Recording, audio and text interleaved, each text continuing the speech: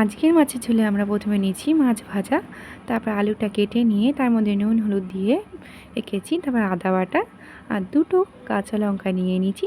তারপরে আমরা দিয়েছি জিরে, টমেটো, মানে ওটা কালো জিরে ছিল। তারপরে কড়াইতে আমি তেল নিয়ে নিয়েছি, যে মাছ ভাজার তেলটা ছিল। তো তারপরে আমি আলুটাকে মেখে নেবো, যে আলুটার মধ্যে নুন হলুদ দিয়ে রেখেছিলাম কেটে। তো তারপরে আমি কালো জিরে, শুকনো লঙ্কা, তেজপাতা নিয়ে কড়াইতে দিয়ে দেবো, তেলটা গরম করে নিয়ে।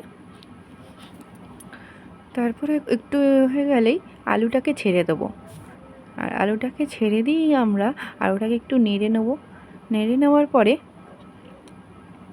আমরা যখন একটু ভাজা ভাজা হয়ে আসবে তখন আমরা একটু টমেটোটা দিয়ে দেবো। টমেটোটা দেওয়া হয়ে গেলে আমরা দুটো কাঁচা লঙ্কা যেটা নিচে সেটা দিয়ে আর আদা বাটাটা আমরা দিয়ে দেবো, পুরোটাই দিয়ে দিলাম আদা বাটাটা। তারপরে আমি একটু ভালো করে একটু নেড়ে কষিয়ে নিচ্ছি।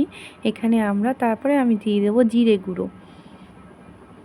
জিরে গুঁড়ো দেওয়ার পরে আমরা দিয়ে দেবো কাশ্মীরি লঙ্কার গুঁড়ো। কাশ্মীরি লঙ্কার গুঁড়ো যেটাতে ঝাল হয় না কিন্তু কালার আসে এই লঙ্কার গুঁড়োটা দিলে। তারপরে আমরা দিয়ে দেবো একটু নুন স্বাদ মতো, যার যেমন নুন লাগে তেমন নুন দিয়ে দেবে।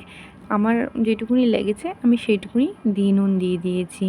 তারপরে আমরা ওটাকে ভালো করে নেড়ে কষিয়ে নিচ্ছি, যতক্ষণ একটু কষানোর পরে আমরা একটু হলুদ দিয়ে দিলাম।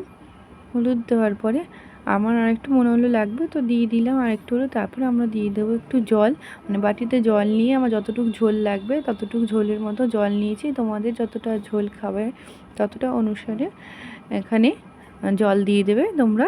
তারপর ভালো করে নেড়ে চেড়ে আমি আমার যে মাছ ভাজাটা আছে সেটা দিয়ে দেবো। আর সেই মাছ ভাজাটা আমি দিয়ে দিচ্ছি। আমি দুটো মাছ ভাজা রেখেছিলাম, সেই দুটো মাছ ভাজাই আমি ঝোলের মধ্যে দিয়ে দিলাম। তারপরে আমি আমার ঢাকনাটা দিয়ে দেবো নেড়ে, মানে ঝোলটাকে নেড়ে ঢাকনাটা দিয়ে ব্যাস আমার তরকারিটা কিছুক্ষণ